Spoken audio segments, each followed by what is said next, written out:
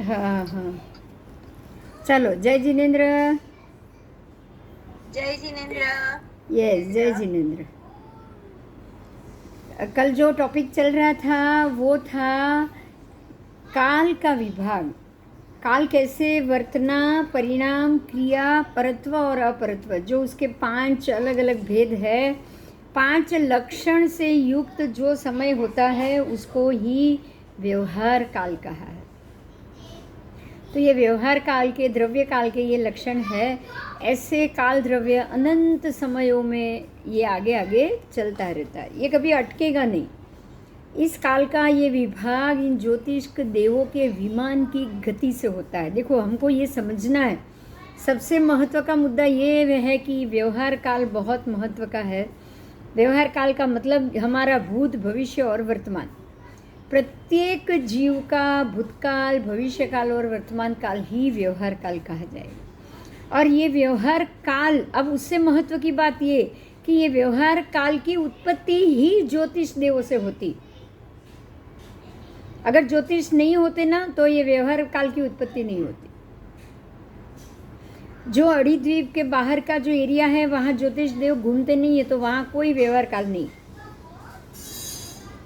अब आपको समझ में आ गया होगा कि ज्योतिष देवों का महत्व कितना ज़्यादा है। ये ग्रह नक्षत्र ही है कि जिसके कारण समय की उत्पत्ति होती है। तो अब समय की उत्पत्ति करने वाला फैक्टर कितना बलवान हो गया, बोलो। लग रहा है इसमें कोई क्वेश्चन?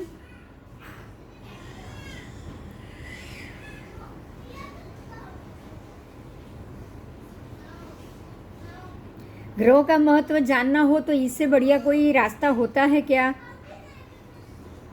नहीं। यही कारण है। अब आप हमें एक चीज़ ये समझनी है। अब यहाँ सबसे महत्व का मुद्दा ये एक है कि ऐसा क्या कि कभी भी सूर्य आना है भूल जाए, आज उदित ना हो, ऐसा कभी होता है? नहीं ना। तो हम ये जानेंगे कि उसमें भी जीवोत्पत्ति है, तो उसका व्यवहार कैसे चल रहा है। समझ में आ रही है ये बात? हाँ। जीवोत्पत्ति तो उसमें भी है। कभी ऐसा हुआ कि कभी कोई जीव, वहाँ सारे जीव मर रहे हैं, वहाँ कोई दूसरा उत्पन्न ही नहीं हुआ, ऐसा कभी होता है? नहीं। नहीं होता है। इसका कारण है, इसका जवाब बहुत इजी है। ये सारे जो ग्रहबिंब है उसमें आतप नाम कर्म और उद्योत नाम कर्म वाले अनंत जीवों की वहाँ पे स्थिति होती है। कितने? अनंत जीव। जैसे कि आतप नाम कर्म एक योनि हो गई उनकी अलग से, तो जो भी आतप नाम कर्म वाले हैं वो सारे सूर्य बिंब में उत्पन्न होंगे। और अनंत जीव है उसमें, असंख्य नहीं, अनंत जीव है। तो एक जैसे ही 1-2 या 100-200 या 1000 जीवों का उनकी आयु का अगर चवन हो गया, आयु उनकी ख़त्म हो गई, तो जैसे ही वो जगह खाली हुई वहाँ कोई और उतने ही 1000 जीव वापस जन्म ले लेते।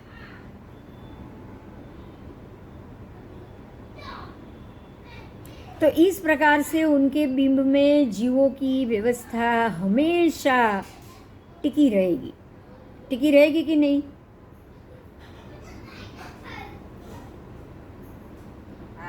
रहेगी, रहेगी, टिकी रहेगी। यही कारण है कि ये सारे ज्योतिष्क बिंब हमेशा उसकी जगह पे अवस्थित रहेंगे और हमेशा उसी के कारण ये सारा लोक स्वरूप में जो भी समय का बदलाव आता है उसमें ये ग्रह ही जिम्मेदार है। इसलिए अगर कोई बोले कि ग्रह क्या कर लेते हैं, ग्रह से क्या होता है, कुछ नहीं होता है, ऐसा आज का साइंस कुछ अलग ही है, तो उनको बताना है कि आपकी मान्यता बहुत गलत। सारे प्राणियों के सुख और दुख का कारण सिर्फ ग्रह है, उसका घूमना है। अब हम आगे जाएंगे। अब आपको क्या करना है कि वर्तना, जो काल में वर्तना है, जो एक के बाद एक स्थिति आती है, अभी जो स्थिति चल रही है वो भूतकाल हो जाएगी, अब जो स्थिति बाद में आएगी वो भविष्यकाल हो जाएगी, और अभी जो समय चल रहा है वो वर्तमान काल है, जो स्थित काल है। इसी को ही ध्यान दीजिएगा, इसी को ही उपन्यैवा ध्रुवैवा विगमैवा कहा जाता है। कहा जाता है कि नहीं?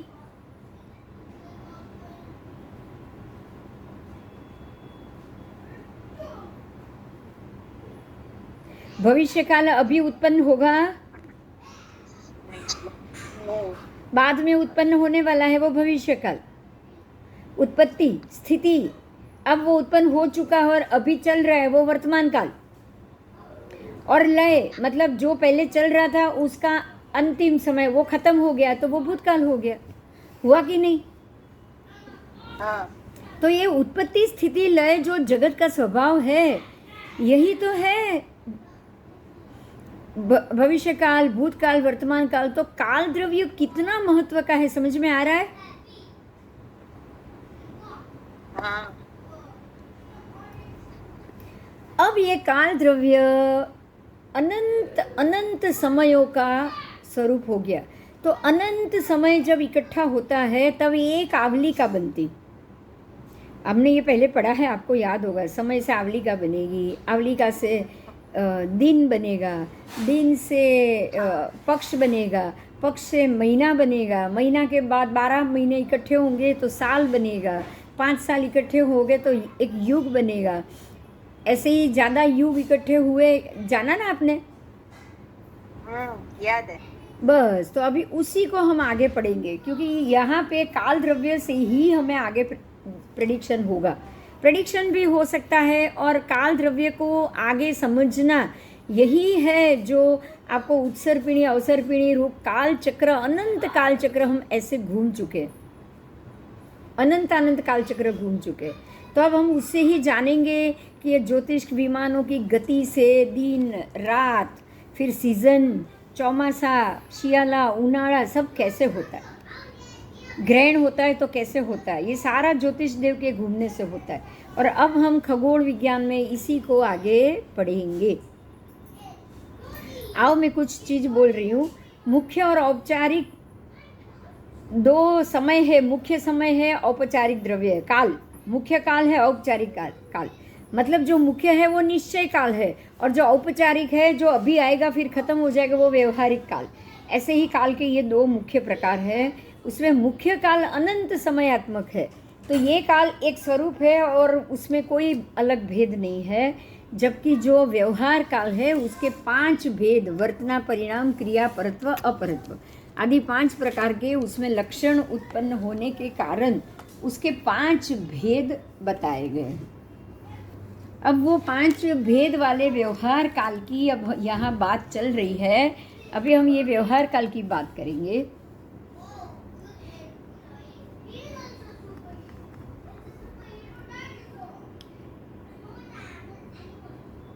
भेद रहित, जिनके भेद नहीं है, ऐसे मुख्य काल, ज्योतिष विमान भेद रहित मुख्य काल के हैं। क्योंकि ज्योतिष विमान उपन्यैवा विगमैवा ध्रुवैवा नहीं होते। समझ में आया आपको? ज्योतिष विमान तो वही के वही है, अंदर के जीव उत्पन्न होते हैं, मरते हैं और चलते। बात समझ में आ रही है? सूर्य का विमान वहीं पे है, चंद्र का विमान वहीं पे है। उसमें जो देव है उनकी आयु होती है, पूरी होती है, खत्म होती है, बदल जाते हैं, वो निकल जाते हैं और दूसरे देव आ जाते हैं। तो जो विमान है वो मुख्य काल है, अनंत अनंत काल तक वो रहेंगे। लेकिन उसके अंदर से जो परिवर्तन है, जो वर्तना है, जो बदलता रहा है, वो है औपचारिक काल। जो दिन बनाएगा, दिन खत्म होने के बाद रात बनाएगा, रात खत्म होने के बाद पक्ष बनाएगा, फिर महीना बनाएगा, फिर साल बनाएगा, फिर युग बनाएगा, ऐसे बनाता रहता है। बराबर?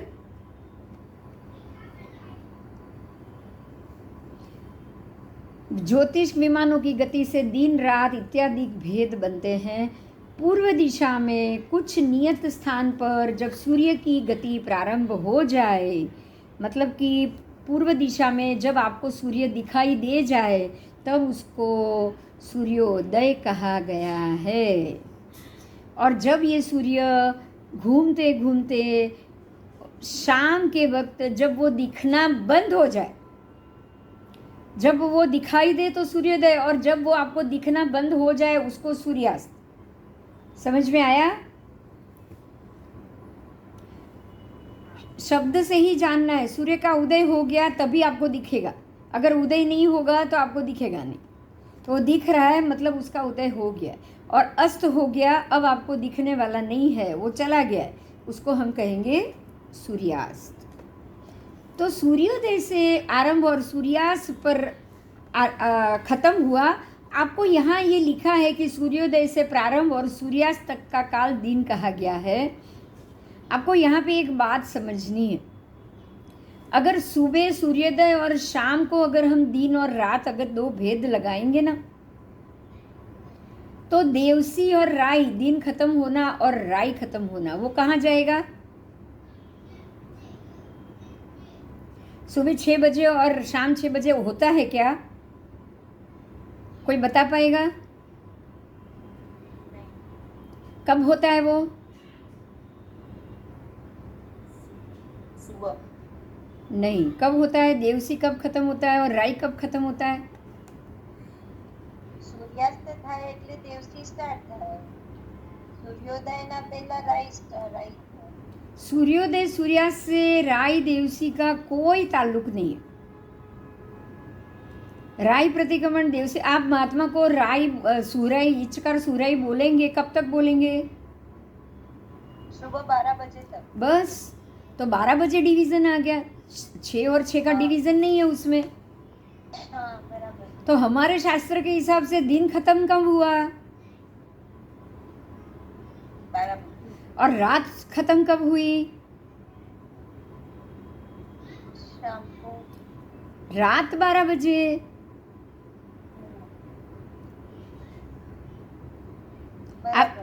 आप सुबह राई प्रतिक्रमण क्यों करते हो? सुबह के 12 बजे तक दिन है और रात के 12 बजे तक रात है. हाँ, अब समझ में आ गया। देखो, आप सुबह का प्रतिक्रमण महात्मा तो 3 बजे 4 बजे उठ के कर लेते हैं। हाँ. क्यों? उनका तो 12 बजे से लेके शाम 12 बजे राई खत्म हो गया, उनको कोई 6 बजे की राह देखनी है? नहीं. क्या राई प्रतिक्रमण के लिए 6 बजे तक राह दिखी जाती है? नहीं. हाँ, तो राई प्रतिक्रमण कब करना है? रात्रि खत्म होने के बाद। तो शास्त्र में राई प्रतिक्रमण की विधि कब आएगी? रात के 12 बजे के बाद। और शास्त्र में देवसी प्रतिक्रमण की विधि कब आएगी? सुबह के 12 बजे के बाद. सुबह के 12 बजे के बाद। आप देखो कि जब भी संवत्सरी हो तो हमारा प्रतिक्रमण 3 बजे बैठ जाता है। हाँ. और अगर बच्चों के वाले, छोटे बच्चों वाले का भी प्रतिक्रमण हो तो 12:30 बजे बैठ जाएगा, उससे पहले प्रतिक्रमण नहीं होता है। नहीं होता. मेरा मुद्दा क्लियर हुआ आपको? हाँ. हमारे शास्त्रों में देवसी राई कब होगा? अब सोचो कि दिन ढल गया, दिन तो है लेकिन दिन कब ढला? दोपहर के 12 बजे। कब ढला? दोपहर के 12 बजे. आपको पता है बराबर सूर्य 12 बजे माथे पे आता है और फिर पश्चिम में जाना शुरू कर लेता है। हाँ, પછી નીચે ઉતરે વેસ્ટ માં. मतलब वो जब से उसने नीचे उतरना शुरू किया, आपका दिन खत्म।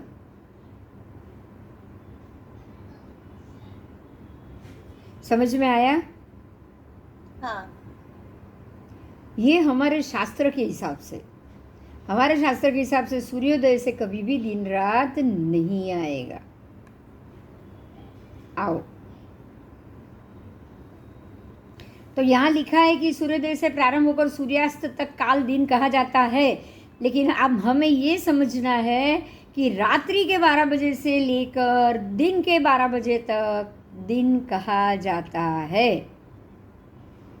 बराबर? બરાબર. बराबर। બરાબર. बराबर। सूर्यास्त से प्रारंभ होके सूर्योदय तक रात कहा जाता है। अब उसको भी हम कहाँ जानेंगे? दोपहर के 3 बजे से जब भी सूर्य अस्त होना शुरू हो जाए वहाँ से लेके रात के 12 बजे तक हम उसको रात्रि कहेंगे। देखो अभी इस पे भी एक और मुद्दा है, ध्यान दो। प्रतिक्रमण शाम का कितने बजे तक कर सकते हो? रात के 12 बजे। उसके बाद होता है प्रतिक्रमण? नहीं। दिन का प्रतिक्रमण? नहीं। क्यों? अब दिन शुरू हो गया तो क्या दिन का प्रतिक्रमण जब दूसरा दिन शुरू हो जाए तब किया जाता है? नहीं। समझ में आया? हाँ। तो हमारी तिथि कहाँ चेंज हो जाएगी? 14 हो, अगर मान लो कि चौमासी 14 हो या चौमासी प्रतिक्रमण करना है या पक्षी प्रतिक्रमण करना है तो कितने बजे पहले खत्म करना? 12 बजे के पहले। 12 बजे के पहले। तो इसका अर्थ ये हो गया कि 12 बजे के बाद 14 है ही नहीं। हाँ। समझ में आ रहा है? हाँ, એટલે આજે રાતે 12 વાગ્યા સુધી પૂનમ છે। हाँ। अब आप ये भी एक और बात सोचो, आप शाम को सुबह को बराबर 1 बजे के बाद, रात को 12-1 बजे के बाद सुबह का प्रतिक्रमण कर सकते हो, है ना? हाँ। कर सकते हो। इसका अर्थ ये हो गया कि आपकी तिथि तो रात को 12 बजे ही बदल गई। बराबर। समझ में आ रही है मेरी बातें?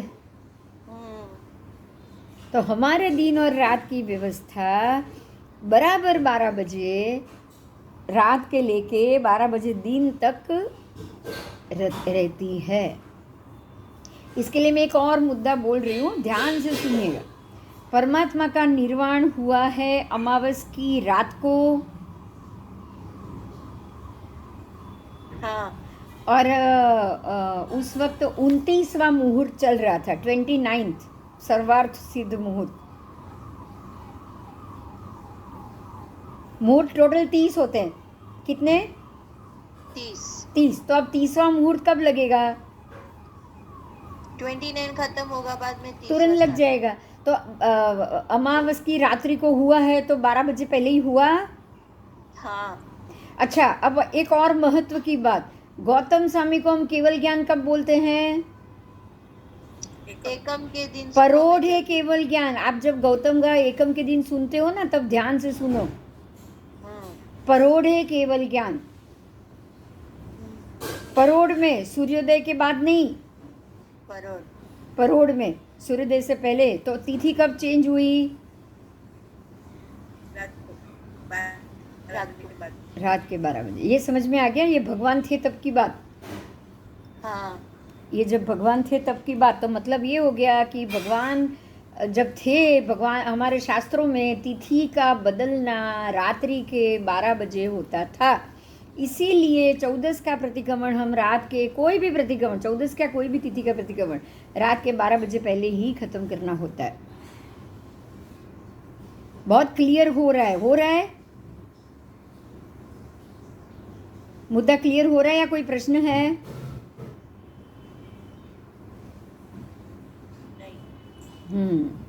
तो हमारे शास्त्रों में दिन कब खत्म होगा? रात के 12 बजे शुरू होगा, दोपहर के 12 बजे दिन खत्म हो जाएगा। बराबर। और रात को 12 बजे दिन को 12 बजे रात शुरू हो जाएगी और रात के 12 बजे रात्रि खत्म हो जाएगी। हमें सूर्योदय सूर्यास्त तक जाना नहीं है। आओ, ऐसे 15 दिन तक जाओगे तब पक्ष आएगा। उसमें 15 दिन का शुक्ल पक्ष और 15 दिन का कृष्ण पक्ष, इसको तिथि ही मानना है। 15 तिथि का शुक्ल पक्ष, 15 तिथि का कृष्ण पक्ष। ऐसे 1 महीना हो गया। ऐसे 2 महीना हो जाए, जब 2 महीना तो एक ऋतु खत्म हो जाती, क्योंकि ऋतु साल की 6 ही है। समझ में आई ये बात? साल की ऋतु कितनी? 6 ऋतु है।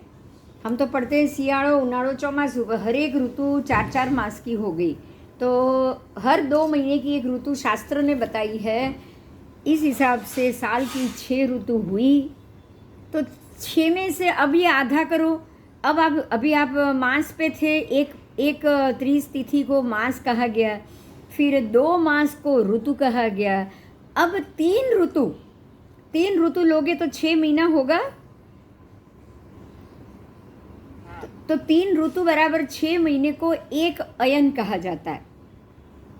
उत्तरायण हो तो वो भी 3 ऋतु का और 6 मास, यानी कि 6 मास का हुआ। और दक्षिणायन हो तो वो भी 3 ऋतु का, मतलब कि 6 मास का हुआ।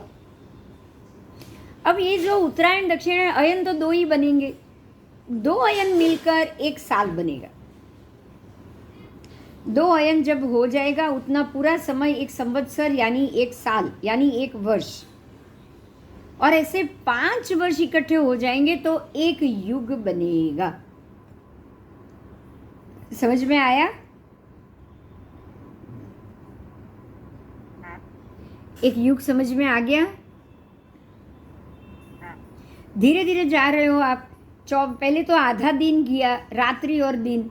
एक दिन का मतलब उसमें 2, एक रात्रि भी और एक दिन भी है। तो एक संपूर्ण अहोरात्र में 12 घंटे की रात्रि, 12 घंटे का दिन, ये सबसे पहले हुआ, तो उसका एक संपूर्ण अहोरात्र हुआ। ऐसी 15 अहोरात्र हो जाएगी तो एक पक्ष होगा। ऐसे 2 पक्ष हो जाएंगे तो एक मास होगा। ऐसे 2 मास हो जाएंगे तो एक ऋतु। ऐसी 3 ऋतु बनने पे एक अयन, और ऐसे 2 अयन बनने पे एक साल। ऐसे धीरे धीरे धीरे धीरे जो जो राशि इकट्ठी होगी, मतलब जितने जितने दिन ज़्यादा होंगे, ऐसे ऐसे उसको अलग अलग नाम दिया जाएगा। नाम तो देना ही पड़ेगा ना।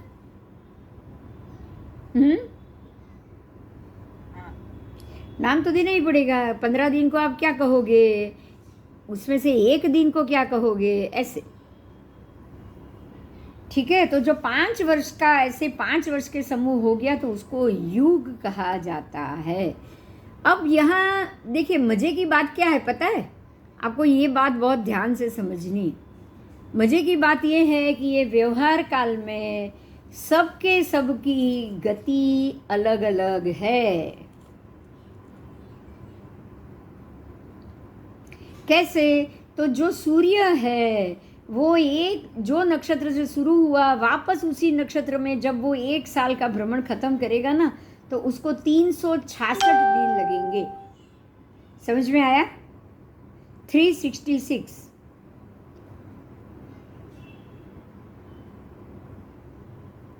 अब उसके बाद चंद्र की बात करेंगे। चंद्र भी जो नक्षत्र से उसने शुरू किया, उसी नक्षत्र में 12 बार घूमने के बाद बराबर 1 साल जब उसका 12 मास खत्म हुआ ना, चंद्रमास, तब वो 354 दिन में वापस पूरा खत्म कर लेगा। कितने में?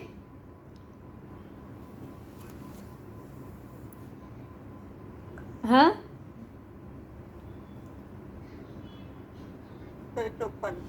354 दिन, और ऊपर से कुछ 5वां भाग, एक दिन का 5वां भाग, इतना समय वो खत्म करेगा।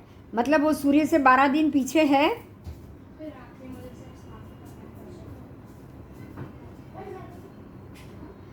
अब हम बात करेंगे नक्षत्र की। जब नक्षत्र भी 0 से शुरू करेंगे, पूरा 1 साल का राउंड खत्म होने में उसको 327 दिन लगेंगे। कितने? 327। वो बहुत जल्दी वापस आ जाता है। वो सबसे फास्ट है। सूर्य चंद्र नक्षत्र में सबसे फास्ट कौन? नक्षत्र। दूसरे नंबर पे सूर्य और तीसरे नंबर पे चंद्र।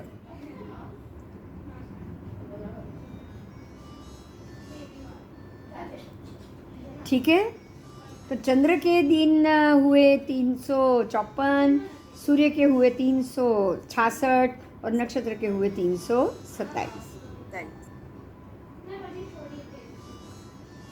अब आप ये बताओ कि 5 साल अगर सूर्य घूमेगा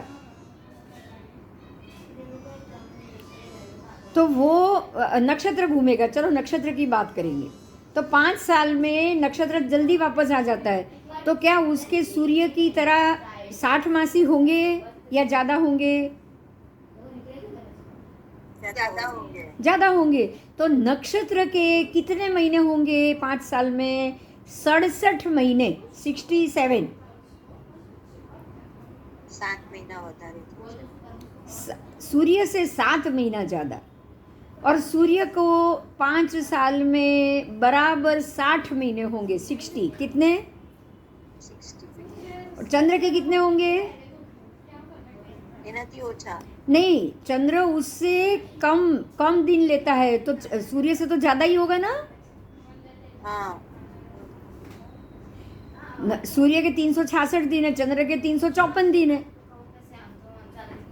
एक साल के 12 दिन बढ़े तो 5 साल में 60 दिन बढ़ गए ना। 58 જ થશે ને। 5 साल में 60 दिन बढ़ गए तो 2 महीना बढ़ गया ना। हाँ सूर्य से 2 महीना बढ़ गया, 62। 62। परफेक्ट।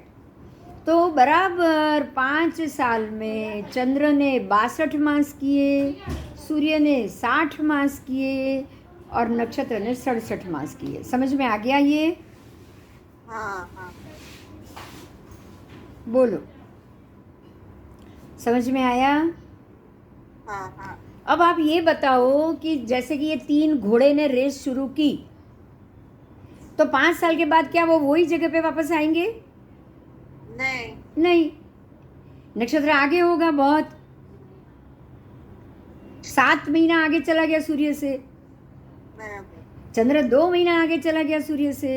गिनती की बात कर रही हूँ मैं, गिनती की। गिनती में अभी तीनों तो आए ही नहीं ना 000 पे। समझ में आ रहा है ये? हाँ तो ये तो कैलकुलेशन बढ़ता ही रहेगा जैसे इयर्स बढ़ते रहेंगे। बढ़ता ही रहेगा, बढ़ता ही रहेगा। अब आप ये सोचो कि ये वापस तीनों एक ही जगह पे कब आएंगे? 100 साल बाद। कब आएंगे सोचो, भगवान ने बता दिया है। या तो 720 वर्ष के बाद या 480 वर्ष के बाद। आप सोचो, उससे पहले ये एक साथ नहीं आएंगे तीनों।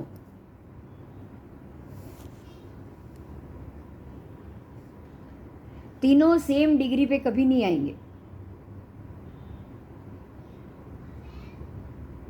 अब समझ में आ रहा है ये काल, उसको जानना कितना मुश्किल है। બધાને પકડવાના બહુ અઘરા। क्योंकि हर एक व्यक्ति अपनी गति से जा रहा है, नक्षत्र अपनी गति से जा रहा है, सूर्य अपनी गति से चल रहा है, चंद्र अपनी मर्जी से चल रहा है। आप उसको दोनों तीनों को ये नहीं कह सकते कि भाई तू रुक जा, वो दोनों को आ जाने दे फिर तू चालू कर। नहीं उनमें कोई तालमेल तो है ही नहीं। तो जब आपको पढ़ना हो या पढ़ाई करनी हो या ये तीनों जब एक साथ आ जाए तब तक इंतज़ार करना हो तो कितने साल वेट करना पड़ेगा? 480 480 साल। और वापस 480 साल के बाद वापस ये आगे पीछे होना शुरू उसी साल से। हाँ अब ये बताओ कि क्या ये शांत है या समझदार है या एडजस्टेबल है? एडजस्टेबल तो नहीं है। 0 है। एडजस्टेबल 0 है, समझदार तो है ही नहीं। अपनी मर्जी से चलने वाले हैं, किसी की नहीं सुनने वाले हैं, है कि नहीं? बराबर। नहीं तो क्या नक्षत्र को चंद्र को मान नहीं देना चाहिए? देना चाहिए। चंद्र को सूर्य को मान नहीं देना चाहिए? देना चाहिए। मतलब ये हुआ कि ये लोग अपनी ही मर्जी के हिसाब से चलते हैं। यही कारण है कि ये गणित 5 साल में एक जगह वापस आपको नहीं मिलेगा। यही कारण है कि ये बहुत ट्रिकी है ना? हाँ ये बहुत ट्रिकी है, इसका गणित करना ही बहुत ट्रिकी है। तो एक मुहूर्त जब बढ़िया से मुहूर्त आए तो वो मुहूर्त वापस कब आएगा? बताओ। वो तो बहुत सालों के बाद आएगा। बहुत सालों के बाद आएगा, तो क्या आपको अच्छे मुहूर्त को मिस करना चाहिए? नहीं, जो भी है मुहूर्त में फटाफट काम कर लो।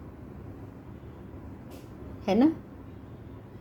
हाँ, बोलो, समझ में आया? कोई कहीं कोई प्रश्न है तो पूछो। प्रश्न नहीं है। आओ आगे जाइए।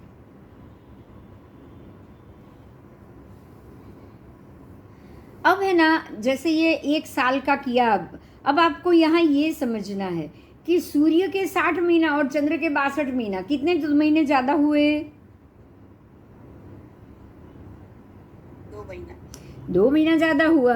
तो जो हमारा जो पंचांग है ना, वो सूर्य मास के ऊपर पंचांग नहीं बन रहा है, वो चंद्र मास के ऊपर पंचांग बन रहा है। ये तो आप जानते हो ना कि नहीं जानते हो? आपका पंचांग कार्तिक, माक्षर, पोष, महा, पूर्णम, अमास उसके ऊपर बनता है ना। अब पूर्णिमा अमास कौन करता है बताओ?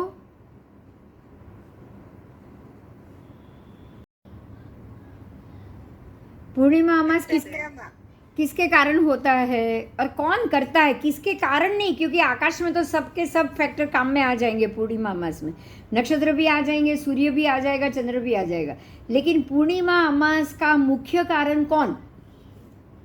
चंद्र।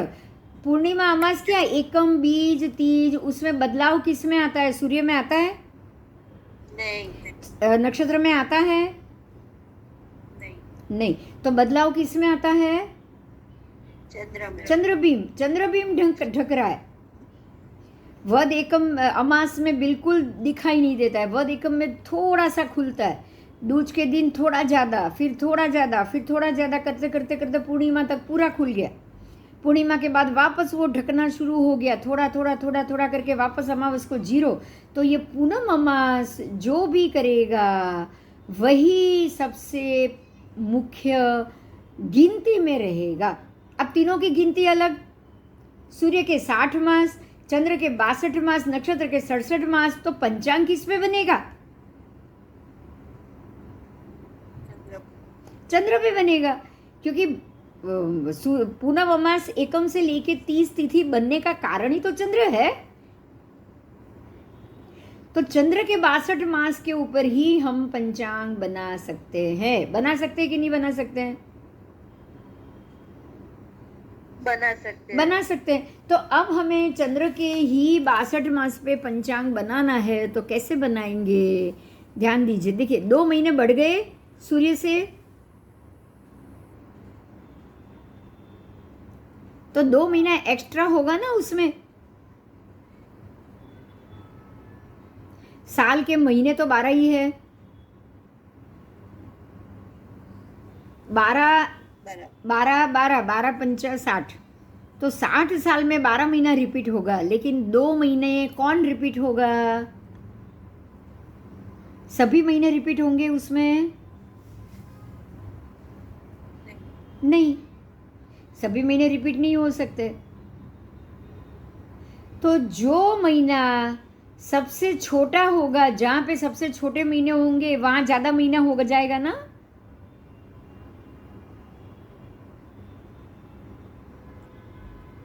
समझ में आ रही है मेरी बात? नहीं आएगी, ध्यान से सुनिएगा, ध्यान से सुनिएगा।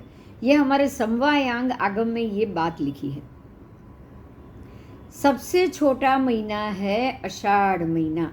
कौन सा?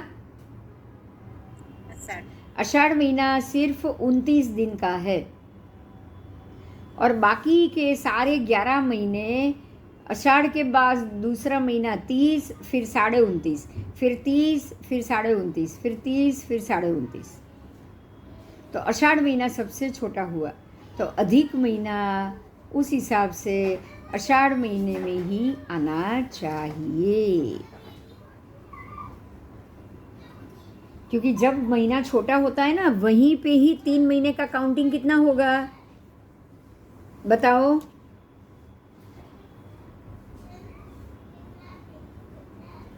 आषाढ़ 29, उसके बाद 30, उसके बाद 29.5, तो तीनों मिला के कितना हुआ?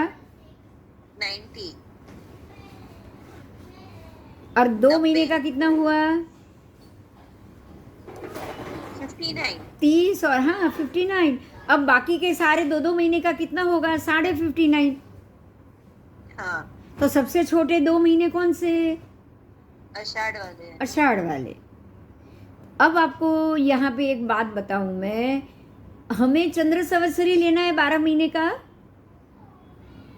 तो 5 साल में 12 60 महीने हो गए, तो 2 अधिक महीना आएगा। अब आपको ये जानना है कि जब भी आषाढ़ महीना आएगा उसमें अधिक आएगा, तो हर साल में तो अधिक नहीं आएगा ना। नहीं। आपके 5 में से किसी 2 साल में ही अधिक आएगा, बराबर? 2 ही अधिक महीना है 5 वर्ष में। अगर आषाढ़ ही अधिक आ रहा है, या तो 36 महीने बाद आएगा या 24 महीने बाद आएगा, बराबर? बराबर। अब समझ में आया अधिक महीना क्यों आता है? हाँ। क्योंकि साल के 5 साल के चंद्र के 62 मास है। अब 62 महीने हो गए, सूर्य के 60 ही है, तो फिर 2 महीना तो एक्स्ट्रा हो गया ना। 62 में 2 महीना तो एक्स्ट्रा हो गया ना। 62 में यहाँ सूर्य का तो लेना ही नहीं हमको। 12 महीना 5 बार रिपीट होगा, पर 2 महीना 2 बार और रिपीट होगा। तो वो महीना है 2 अधिक महीना। 2 महीना कंटिन्यू रिपीट नहीं किया है, आप ध्यान दो। 2 महीना ऐसा नहीं किया है कि चलो कार्तिक मार्गशीर 2 रिपीट कर लो, ऐसा हुआ कभी? नहीं, उन्होंने सिर्फ आषाढ़ ही रिपीट किया। हर 2.5 साल बाद एक ही महीना आषाढ़ दिया। तो जब एक ही दिया है तो हमें या तो 24 महीने बाद आषाढ़ लाना पड़ेगा या 36 महीने बाद। ठीक है,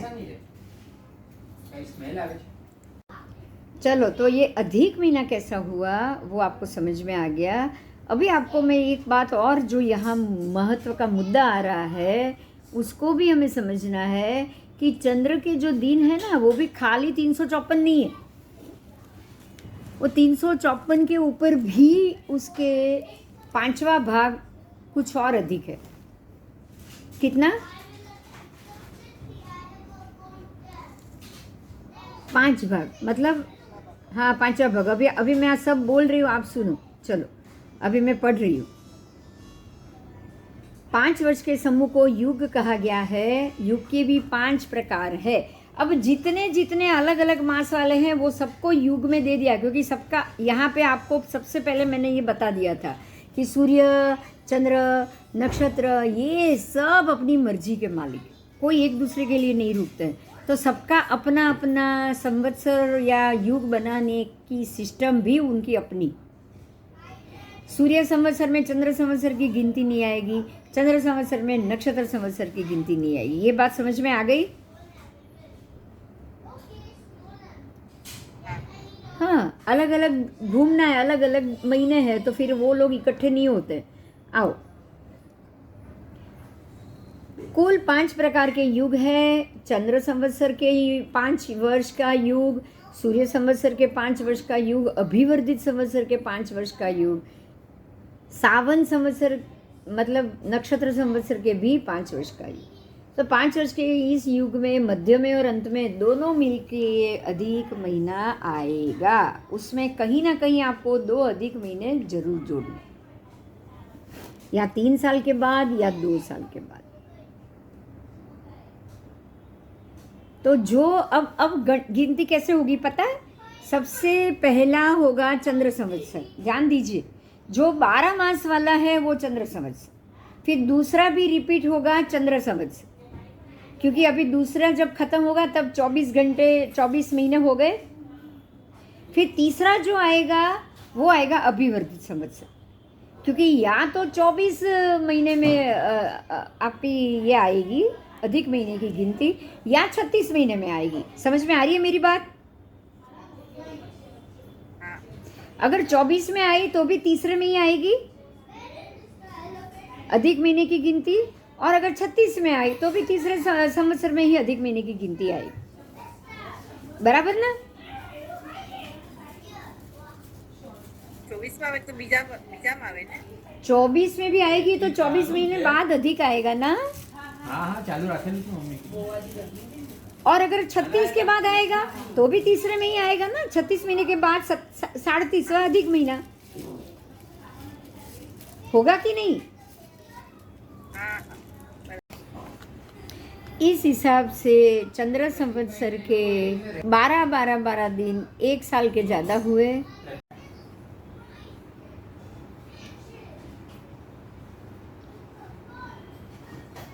अभी तक जो चला है उसमें कोई प्रश्न है आपके।